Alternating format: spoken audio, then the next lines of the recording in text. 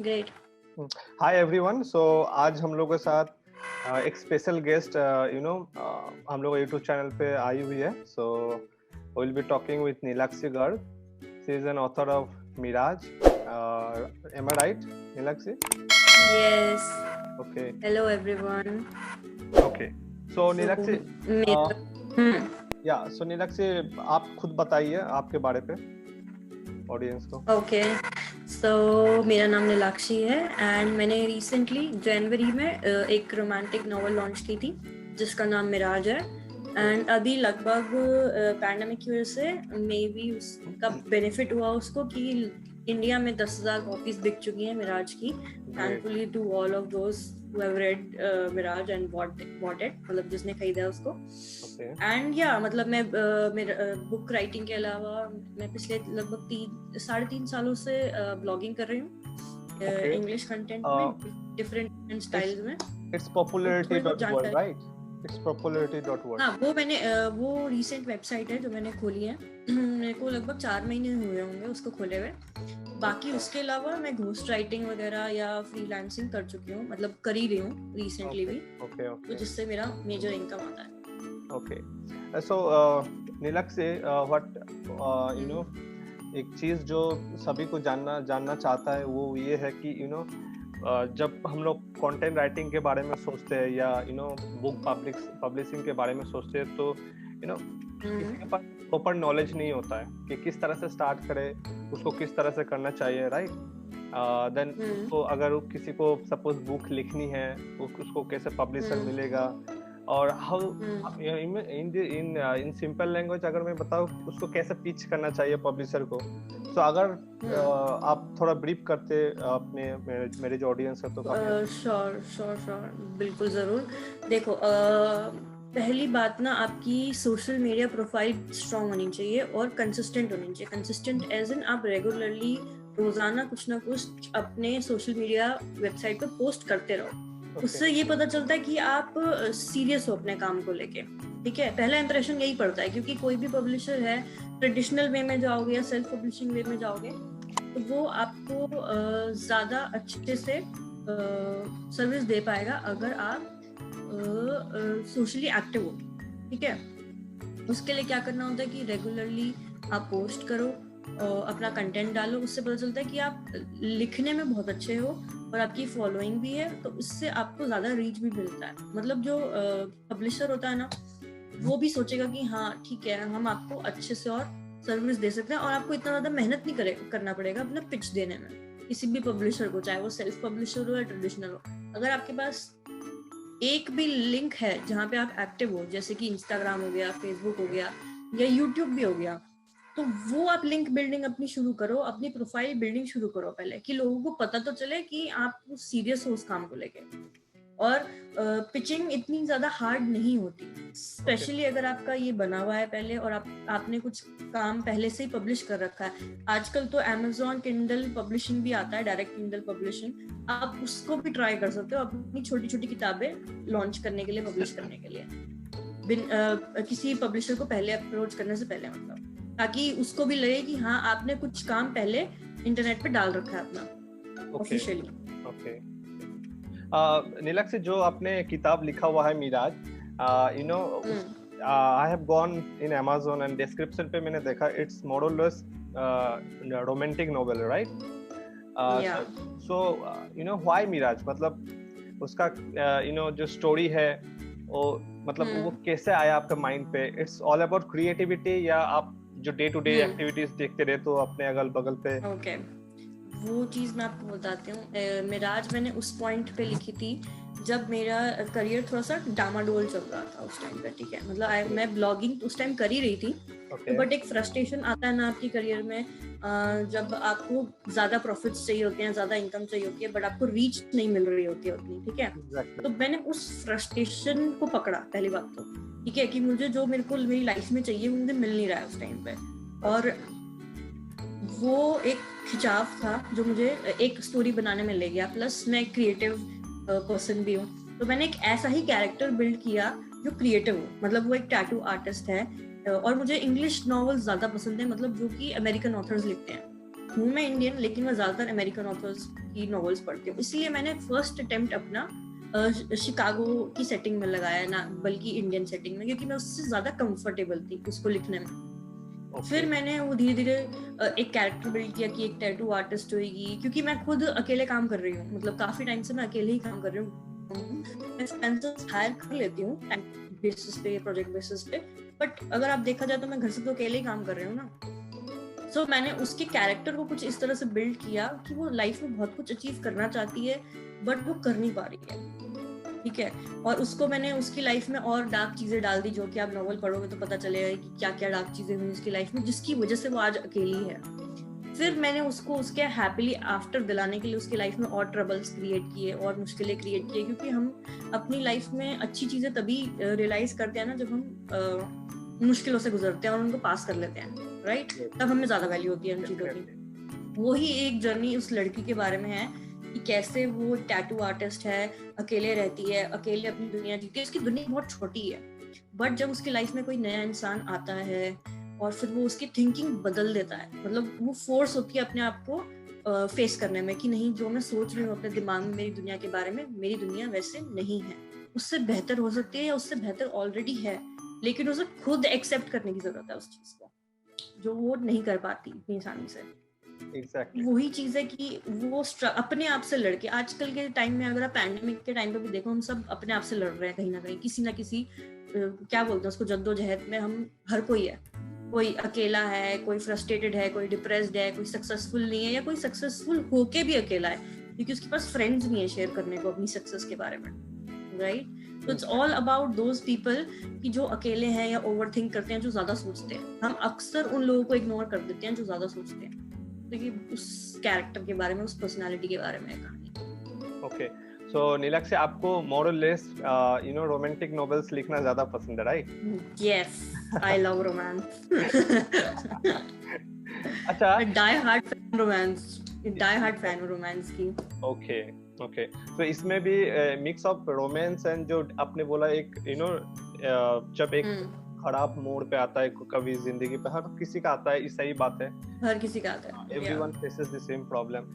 तो it's a mix of both कि depression पे जा रही थी, उसके बाद उसको मतलब ये मिक्स ऑफ बोथ आप कह सकते हो, क्योंकि अगर मैं सारा कुछ डिप्रेशन लिखती, डिप्रेशन, एंजाइटी, पैनिक अटैक्स, तो लोग बोर हो जाते यार, ये क्या है, ये तो हमारी जिंदगी में पहले से ही चल रहा है, क्या मजा है इसको पढ़ने में। मे बी उसको तो मैंने डिप्रेशन हो जाता। हाँ वही, तो उसको उसके अंदर मैंने कुछ मिस्टीरियस एलिमेंट डाला है, कुछ फनी मोमेंट्स डाले हैं, कुछ बहुत बोल्ड मोमेंट्स डाले हैं, कुछ इंटीमेट सीन्स डाले हैं, तो इट्स मिक्स, मतलब ड्रामा टाइप है पूरा, तो आपको मजा आएगा उसको पढ़ते हुए। ओके, मुझे ऐसा फीडबैक भी मिला, मैं ऐसा बोल नहीं रही हूँ, मतलब मुझे रीडर्स ने भी बोला है कि उनको फर्स्ट फ्यू चैप्टर्स बहुत अच्छे लगे, मतलब इंटरेस्टिंग थे उनके लिए। Yeah, I have gone in Amazon also. I have seen some feedback from there also. You have a good review as well of that book. उसका रिव्यू भी है वहाँ पर। अच्छा, लीलाक्षी, एक चीज मेरे को जाननी थी, मैं ज्यादा नॉवेल्स नहीं पढ़ा हुआ romantic novels, but I have read few to be very frank. जैसे all right reserve for you, it's of Sudeep Nagarkar, if I am not wrong, the author name is Nagarkar. और I have read the recently which has come from Chetan Bhagat, जो था the girl in room 105। तो 106 था शायद, जो भी हो, बहरहाल जितना भी रूम नंबर हो। तो मेरे को ये जानना था कि मैं जब स्टोरी नोवेल वो पढ़ रहा था, तो आई वाज फीलिंग दैट कि मैं रियली कुछ सामने मूवी देख रहा हूँ, मतलब इस तरह से लिखा गया है, इस तरह से रिप्रेजेंट किया गया है। मैं I am studying, that's true, but literally हो रख क्या रहा है कि दिमाग पे एक मूवी ऑलरेडी चल रहा है, दिमाग में पिक्चर बन रही है उसकी। तो वो जो क्रिएटिविटी है वो बाय बर्थ आता है, इनबिल्ड होता है, या bye practice, by studying, by reading वो आता है? क्योंकि टू बी वेरी फ्रैंक, काफी जन को इंग्लिश पता है, राइट? ऐसा नहीं है कि इंग्लिश काफी जन को पता नहीं है, but when it comes to writing, the creativity doesn't come. वो क्रिएटिविटी नहीं होना, इंग्लिश में तो सभी लिख देंगे, लेकिन जो क्रिएटिविटी आना चाहिए, जिसपे जैसे मैंने आपको अभी एग्जांपल दिया कि मैं लाइव जैसे पढ़ रहा था मैं, लेकिन लग रहा था कि लाइव विजुअल चल रहा है मेरे पास पे, एंड इट्स रियली हो रहा था कि रियल लाइफ कुछ रियल सिनेरियो चल रहा है मेरे बगल पे। सो हाउ इट कम्स, मतलब ऑथर पे ये, क्योंकि आपने भी लिखा है, आपका भी फीडबैक काफी अच्छा हुआ है, मैंने Amazon पे चेक किया before taking your having the conversation. So ये किस तरह से आता है, मतलब जो क्रिएटिविटी है? ये कुछ लोगों का गॉड गिफ्टेड भी होता है। जैसे तुम जेके रॉलिंग पकड़ लोगे, जिसने हैरी पॉटर लिखी है, ऐसे ही और भी तुम पकड़ लोगे, जैसे 50 शेड्स वाली राइटर है, वो भी वर्ल्ड फेमस हो गई है, राइट? या एना फ्रैंक की। तो ऐसे राइटर्स काइंड ऑफ, या अगाथा क्रिस्टी है जो बहुत फेमस है, ठीक है? उसकी नॉवेल जो है बाइबल के बाद आती हैं, जो पूरे वर्ल्ड में बिकती हैं, अगाथा क्रिस्टी की। तो ये राइटर्स आप कह सकते हो कि इनबिल्ट है इनमें टैलेंट, वो पूरा क्लियरली इमेजिन कर सकते हैं अपना पूरा world, fictional world, real world, या जो भी है। बट कुछ राइटर्स, मतलब मेजॉरिटी राइटर्स ऐसे होते हैं जो वक्त के साथ साथ क्रिएटिविटी बिल्ड कर सकते हैं। इट्स नॉट डिफिकल्ट, बट वही है कि आपको प्रैक्टिस और पैशन चाहिए। अगर आपको उसकी तरफ लगाव नहीं है, प्यार नहीं है या इच्छा नहीं है, तो आप क्रिएटिविटी कैसे ही बिल्ड करोगे? अगर आपको मूवी देखना पसंद है, कहानियां पढ़ना पसंद है, तो डेफिनेटली एक पॉइंट आएगा टाइम आपकी लाइफ में कि आपको लिखना भी पसंद होगा। और अगर आपको इंग्लिश में लिखते टाइम क्रिएटिविटी नहीं आ रही है, तो आप अपनी मातृभाषा में लिखो ना। कौन कह रहा है कि इंग्लिश में ही लिखना है? इंग्लिश में तो आपकी बाद में नॉवेल ट्रांसलेट भी करा सकते हो आप, उसमें दिक्कत नहीं है। आप हिंदी में लिखो, या अगर आप साउथ से हो तो तमिल, तेलुगु, कन्नड़ में, जिस भी लैंग्वेज में लिखना पसंद करते हो आप, लैंग्वेज पे कंफर्टेबल है, कोई भी उस लैंग्वेज पे लिख सकता है। वही, क्योंकि अगर सिर्फ मतलब अगर बात सिर्फ इंग्लिश में लिखने की, वो तो आप आगे जाके ट्रांसलेट भी करा सकते हो, उसमें कोई दिक्कत नहीं है। अब जैसे रविंदर सिंह जो ऑथर हैं, उन्होंने अपनी बुक पहले इंग्लिश में छापी, फिर जब उसकी डिमांड बढ़ने लग गई धीरे धीरे, तो उन्होंने अपनी नॉवल हिंदी में भी ट्रांसलेट करवाई है। अब उन्होंने खुद थोड़ा ना लिखी होगी, और जिसकी हिंदी अच्छी है उन्होंने उससे ट्रांसलेट करवा ली इंग्लिश वाली नॉवल। Simple as that. तो आप अपनी एक तरफ से जा सकते हो। कोई कुछ भी लैंग्वेज पे स्टार्ट कर सकता है, एंड अगर उसको ग्लोबल पे रीच करवाना होता है, तो करवाना है तो डेफिनेटली ट्रांसलेट करवा सकता है, राइट? Yes, definitely. आप अपने मातृभाषा में शुरू करिए, आपको सबसे ज्यादा अच्छी क्रिएटिविटी उसी में आएगी। अगर आप हिंदी में कंफर्टेबल हो लिखने में, पंजाबी, गुजराती, मराठी, जिस भी लैंग्वेज में, उसमें आप शुरू तो करो कम से कम, और फिर आप अपने दोस्तों को या क्लोज फ्रेंड्स या फैमिली को उसी जो वो मातृभाषा जानते हैं उनको पढ़ाओ। बेस्ट है वो चीज तो। एग्जैक्टली। ओके, नीलक से आपने जैसे बोला कि पैशन होना चाहिए एंड प्रैक्टिस। सो अगर कोई प्रैक्टिस करना चाहता है, in practice in the sense आप रीडिंग के बारे में बोल रहे हो, डिफरेंट ऑथर्स का जो ऑलरेडी बुक है उसको स्टडी करना, या रियल लाइफ एक्सपीरियंसेस गेन करना, इस तरह से आप प्रैक्टिस बोल रहे हो, या practice in the sense? Practice बहुत सी चीजों की होती है, इसको बोलते हैं अपना क्राफ्ट सुधारना, ठीक है? क्राफ्ट बोल लो या नैरेटिव बोल लो, इस प्रैक्टिस को वो बोलते हैं कि आप अपना जो भी ढंग है चीजों को लिखने का, नॉवल राइटिंग में या स्टोरी राइटिंग में, उसको क्राफ्ट बोलते हैं। आप अपना क्राफ्ट ऐसे सुधार सकते हो, पहले आप ये डिसाइड करना पड़ता है आपको कि आपको कौन सी स्टोरी दर्शानी है, आपको आप किस स्टोरी से ज्यादा अफेक्टेड हो या प्रभावित हो, आप उस स्टोरी के बारे में लिखोगे। अब अगर मैं अपना मिराज का एग्जांपल, तो मिराज से मैं इसलिए अफेक्टेड थी, मैं उसको आसानी से इसलिए दर्शा पाई क्योंकि मैं खुद एक ऐसी लेडी हूँ जो ओवरथिंक करती है, और मैं इसमें शर्माने वाली कोई बात नहीं है, मैं तो बोलती हूँ भाई, मैं तो ऑथर्स तो ओवरथिंक करते ही हैं, वो ओवरथिंक नहीं करेंगे तो उनका काम नहीं चलेगा, ठीक है? तो और मेरे को आर्ट पसंद है, मैं अकेले काम करती हूँ, तो मेरे कुछ कुछ न्यूआंसेस या कुछ कुछ चीजें हैं जो आपको नॉवेल्स में मिल जाएंगी, जो मेरे कैरेक्टर से रिलेटेड है या मेरे आसपास के लोग हैं उनसे रिलेटेड है, ठीक है? तो वही चीज आपको ढूंढनी है। सबसे पहले आप अपनी लाइफ में ऐसी चीजें ढूंढो जिनसे आप बहुत प्रभावित हो, बहुत खुश हो, या बहुत सैड हो, या बहुत डिस्टर्ब्ड हो। ऐसी चीजें जो आप यूजुअली लोगों से नहीं शेयर कर सकते, वो आप एक नॉवल या एक स्टोरी के थ्रू शेयर कर सकते हो। Simple as that. पहली बात तो आपको रीजन जानना पड़ेगा, कारण जिसे कहते हैं कि आपको एक स्टोरी क्यों लिखनी है। क्या आपको किसी ऑथर से अच्छा लग रहा है मिलके, या आपको लग रहा है कि कोई ऑथर इतना फेमस है तो मैं भी फेमस होना चाहता हूँ। फिर या फिर आपके पास एक ऐसी स्टोरी है जो आप अपने वे में बताना चाहते हो। रीजन क्या है, कारण ढूंढो पहले।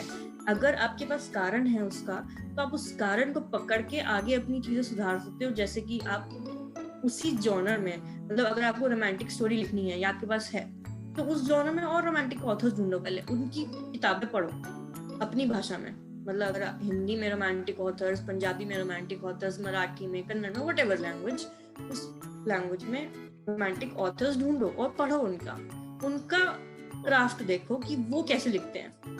क्या उनकी कहानियों में दिलचस्पी आ रही है आपको, या आपको लग रहा है उनकी कहानियों में कुछ कमी है जो आप पूरा कर सकते हो रीडर्स के लिए, ठीक है, वो चीज ढूंढनी पड़ती है आपको। उसके बाद आप धीरे धीरे जो भी आपने कहानी सोची है या कारण सोचा है उसको ब्रेक डाउन करना, टुकड़ों में बांटना शुरू कर दो कि चैप्टर वाइज, सीजन वाइज या सीन्स वाइज, ठीक है। तब आप ना ज्यादा ओवरवेल्म नहीं होगे या ज्यादा कंफ्यूज नहीं होगे, यार मैं कैसे लिखूं, शुरुआत कहाँ से करूं। क्योंकि अक्सर ना जो नए ऑथर्स होते हैं उनको डिफिकल्टी होती है कि मैं शुरुआत कहाँ से करूं और अंत कहाँ पे करूं। सबसे ज्यादा मुश्किल तो यही होता है चुनना। सबके पास स्टोरी जरूर होती है कि अरे मेरे को एक रोमांटिक स्टोरी लिखनी है, अरे मेरे को फनी स्टोरी लिखनी है, अरे पर लिखोगे क्या, ये तो पता ही नहीं होता किसी को। तो उनको यही नहीं पता कि शुरू कहाँ से करूं, खत्म कहाँ से करूं। तो अगर आपने शुरुआत मैं बिकॉज मैं भी जब बुक्स वगैरह जब काफी मैं पढ़ते रहता हूँ, so the main thing is जो स्टार्टिंग अगर कोई भी किताब अट्रैक्शन ग्रैब नहीं कर पाता तो मेरे को नेक्स्ट चैप्टर पे जाने में भी डर लगता है। यस, बिकॉज ये मेरा साथ वो तो बाद में यस कंटिन्यू टेल मी। नहीं, वो मैं ये कह रही थी कि जो आप बोल रहे हो ना एज अ रीडर बोल रहे हो आप, हाँ एज अ रीडर वो राइटर के लिए बहुत बाद में आता है। अब मैं अपना एग्जांपल बताऊंगी, मिराज के जो फर्स्ट फ्यू चैप्टर्स हैं, जब मैंने फर्स्ट ड्राफ्ट लिखा था ना, जो चैप्टर आप अभी पढ़ रहे हो वो ड्राफ्ट में नहीं था, फर्स्ट ड्राफ्ट में नहीं था वो फाइनल ड्राफ्ट में मैंने फर्स्ट और सेकंड चैप्टर्स डाले हैं, वो बहुत बाद में आता है। पर आप लिखो तो सही, as a writer, as a लेखक आपको पहले अपनी स्टोरी लिखनी होती है पेपर पे या टाइपराइटर पे या कहीं पे भी, एक बार उसको पूरा कर लो। और पहली स्टोरी हमेशा, मतलब पहला जो पीस होता है उस स्टोरी का हमेशा बकवास ही होता है, बहुत कम होगा ऐसा जो बहुत अच्छा होगा, ठीक है। उसको तो 10 बार 15 बार एडिट करना ही पड़ता है एंड में जाके। उस सबसे ना हम उसी चीज से डर जाते हैं पहले, अरे पता नहीं किसी को पसंद आएगा नहीं आएगा, अरे पता नहीं ऐसी कहानियां और कितनी छप चुकी हैं पहले। अरे पहले लिखो तो सही, पहले खत्म तो करो जो आपके दिमाग में है, जो आपको दिमाग में डिस्टर्ब कर रहा है, जो परेशान कर रहा है, आप उसको एज अ पर्सनल डायरी समझ के लिख लो, खत्म करो उसको, अपने दिल से दिमाग से निकाल के उसको पेपर पर उतार लो, एक एपिसोड की तरह, एक सीरियल की तरह, एक वेब सीरीज की तरह, मूवी की तरह, जैसे भी आपको मन करे। और फिर उसको टुकड़ों में धीरे धीरे एडिट करना शुरू कर दो। फिर जब आप उसको ब्रेक्स दो, फिर आप उसको एक रीडर की तरह पढ़ो, 1 महीने बाद, 2 महीने बाद, फिर आपको मजा आएगा, ये गारंटीड है। क्योंकि मैंने भी अपनी नॉवल एज अ रीडर पढ़ी थी 2-3 महीने के बाद या 2-4 हफ्तों के गैप के बाद, तब मुझे उसका खुद as a reader first chapter बहुत इंटरेस्टिंग लगा था। तब मुझे सेटिस्फैक्शन हुआ था कि हाँ अब थोड़ा अच्छा काम किया मैंने। सो कंटेंट मतलब जो ऑथर है या कंटेंट राइटिंग का जो आपका कीड़ा है वो पहले से छोटे से था या विद टाइम ये क्रिएटिविटी ये दोनों ही चीजें हैं। मेरे को बचपन से, मतलब 10th क्लास से मैं अपने फ्रेंड सर्कल में फेमस थी शायरी लिखने के लिए। उस टाइम पे हम सीआईडी के जोक्स लिखते थे और पता नहीं कौन सी टूटी फूटी शायरियां लिखते थे, मतलब कुछ भी राइमिंग करना ही है, चाहे इतना सर हो ना पैर हो उसका, और लोगों को बड़ा मजा आता था। मैंने पूरी 2-2, 3-3 डायरियां भर रखी हैं, अब तो एक आध तो गुमी हो चुकी है, बट मैंने एक डायरी अपनी बहुत अच्छी फ्रेंड को गिफ्ट भी करी थी, पूरी पता नहीं 700 या 500 शायरी लिख के उसको बर्थडे पे गिफ्ट करी थी मैंने। अच्छा। वो शायद उसके पास अभी भी होगी। तो ये तो मेरे को 10th से आदत है कि कुछ भी, मतलब मेरा ये ना आउटलेट है, कई लोगों का आउटलेट होता है, आउटलेट एज इन एक ऐसी चीज जिससे वो अपनी फ्रस्ट्रेशन बाहर निकाल सकते हैं। कोई लोगों के लिए जिससे मुझे मेरे जो भी फ्रस्ट्रेशन है, जो भी कंफ्यूजन है दिमाग में, वो मैं उससे डील कर सकती हूँ। तो धीरे धीरे ये डेवलप हुआ ऑब्वियसली। मतलब मैंने बुक किताबें पढ़ना शुरू किया। हमारे ना स्कूल में हर सैटरडे जब वो होता है ना, तुम लोग का वो पेरेंट टीचिंग मीटिंग होती है हर हफ्ते या हर महीने, तो हमारे भी स्कूल में होता था वो चीज। तो स्कूल में जब वो होता था तो बुक्स लगती थी बिकने के लिए, मतलब स्कोलास्टिक बोलते थे उसको। अब पता नहीं होता बहुत स्कूलों में, पहले तो होता था।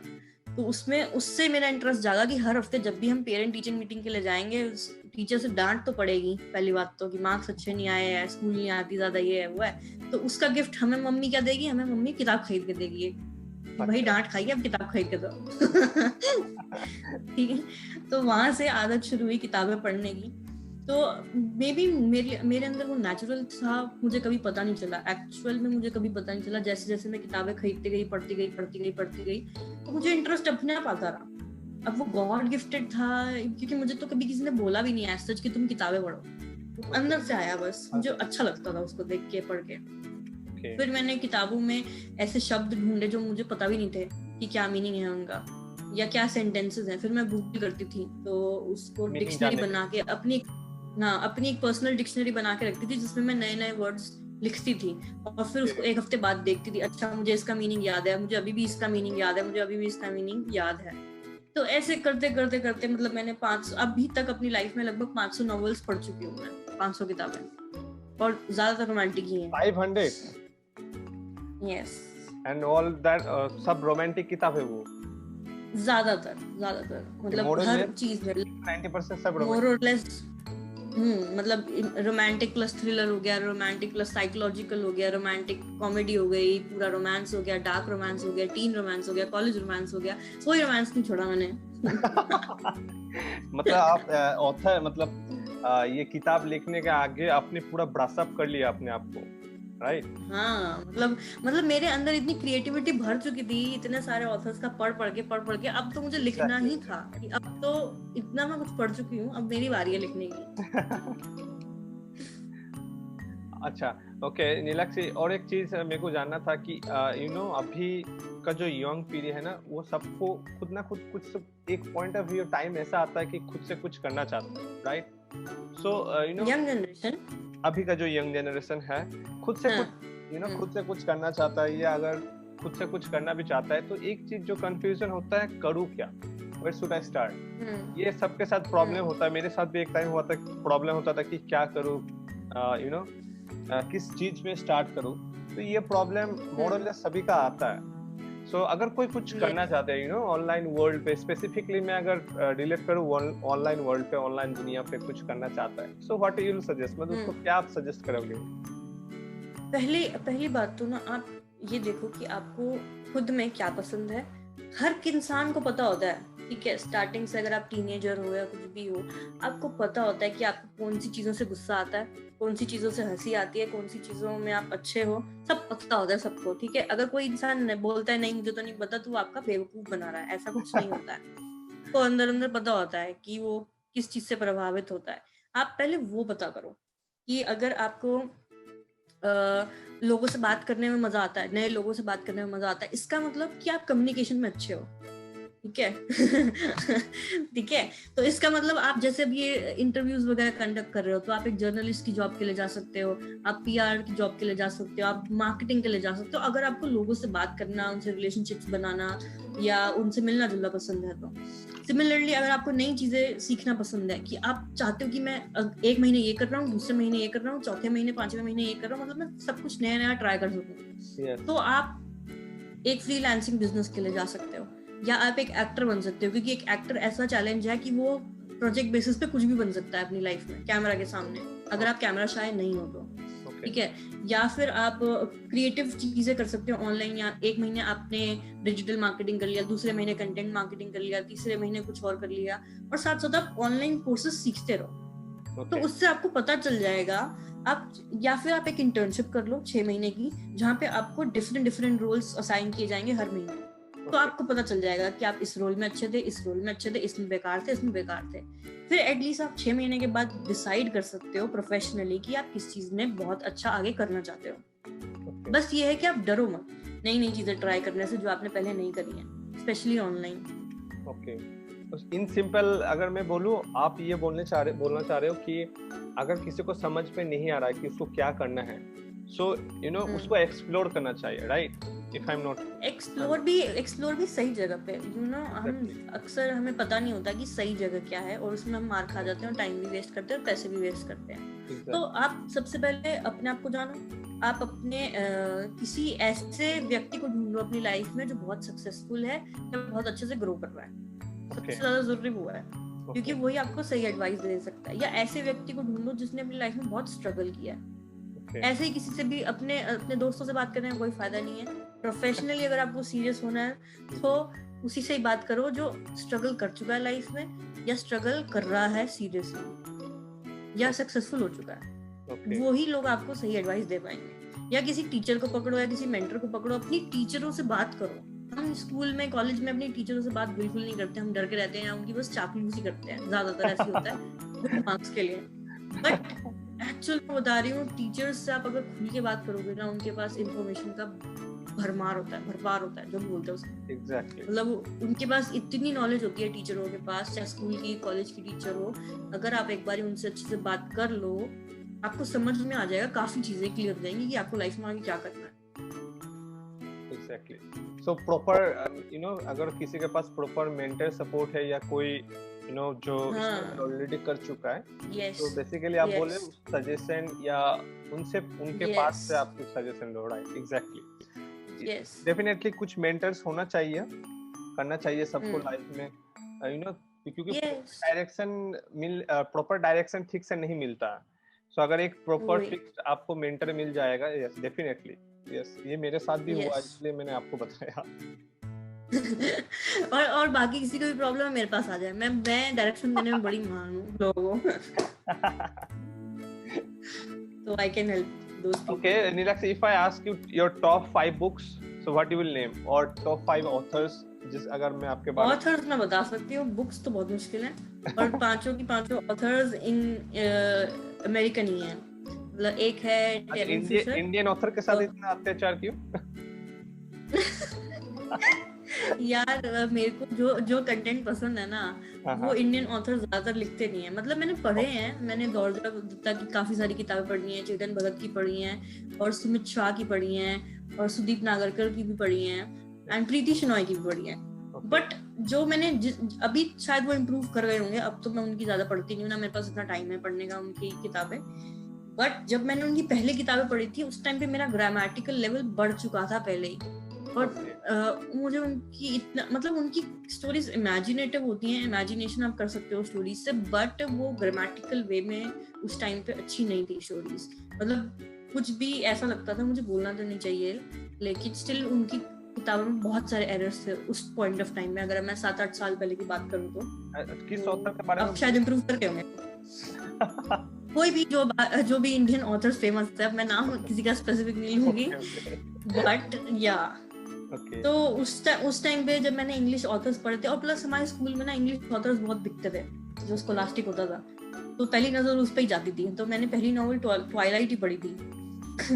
तो वो कंपैरेटिवली अच्छी होती थी, मतलब मेरे लिए, मेरे को ज्यादा कनेक्ट होता था उन लोगों से, उनकी ग्रामेटिकल लैंग्वेजेस से। अच्छा, मैंने आपका जो जो किताब है वो अमेरिका मतलब अमेरिका का जो स्टोरी से उस रिलेटेड आप कर रहे हो, राइट? लिखा हुआ है, right? Yes. Okay, got it. So Nilakshi will be not taking much of the time more, because more or less सब कुछ आपने बताया कि कैसे पब्लिश किया जाता है किताब, एंड अपने काफी कुछ सीक्रेट्स भी शेयर किया, किस तरह से आप प्रैक्टिस अगर आप करोगे। Yes, and that is the thing कि मैंने सोचा कि आपको इनवाइट किया जाए अपने चैनल पे। अरे बढ़िया। Thank you so much for coming. So last question, आप मैं अभी एंड नहीं कर रहा हूँ, लास्ट और एक छोटा सा आप कंक्लूड कर दीजिए। मैं कंक्लूड करूं? हाँ। ओके। सो जो भी नया ऑथर बनना चाहता है या कंटेंट राइटिंग करना चाहता है, तो वो डरे नहीं, पहली बात तो, और अपनी ट्राइब या अपना एक कम्युनिटी बनाना शुरू कर दें। दूसरे, अगर आप ब्लॉगिंग करना चाहते हो, राइटिंग करना चाहते हो, तो और राइटर्स को ढूंढो, और रीडर्स को ढूंढो, और ब्लॉगर्स को ढूंढो ऑनलाइन। फेसबुक बहुत अच्छा जरिया है अपने ऑनलाइन ब्लॉगर्स, ऑथर्स और रीडर्स फ्रेंड्स बनाने का। मैंने खूब सारे ब्लॉगर्स फ्रेंड्स बनाए हैं, ऑथर फ्रेंड्स बनाए हैं, सिर्फ फेसबुक को यूज करके, और उनको खुद डायरेक्टली अप्रोच करके, बिना शर्म भया करके। और मैं प्राउड हूँ उस चीज पे। मैंने बहुत सारे अच्छे दोस्त बनाए हैं, प्रोफेशनली और पर्सनली। रीचिंग, नीलाक्षी, इसमें कोई शर्म का बात नहीं। Reaching out is not, because अगर मैं आपके पास रीच आउट नहीं करता तो मे बी सपोज ये इंटरव्यू भी ये जो आई विल नॉट से इंटरव्यू, ये I will be saying it's discussion कह लो। एग्जैक्टली, कन्वर्सेशन भी नहीं होता, राइट? सो ये आप जो बोल रहे हो कि मैं शर्म भी, शर्म होने का कोई बात ही नहीं है अगर reaching out to people it's not an you know because मैंने भी आपसे मैं अपने पॉइंट से बता रही हूँ क्योंकि स्टार्टिंग में मैं अभी भी काइंड ऑफ बहुत इंट्रोवर्ट हूँ और पहले तो मैं उससे भी ज्यादा इंट्रोवर्ट थी। तो मैंने पहले तो लोगों को मतलब अपनी प्रोफाइल अगर मैं फेसबुक की बोलूँ तो पहले मैंने पूरी हाइड कर रखी थी। मैंने किसी को भी ज्यादातर ऐड नहीं करा था, सब बल्कि लोगों को डिलीट भी कर दिया था जिन लोगों को मैं जानती भी नहीं थी। And now I keep searching, ये इसको ऐड करो, इसको ऐड करो, इसको ऐड करो, ये I keep searching for people कि और कौन से नए लोग हैं जिनसे मैं बात कर सकती हूँ, जिनसे मैं कुछ सीख सकती हूँ नया।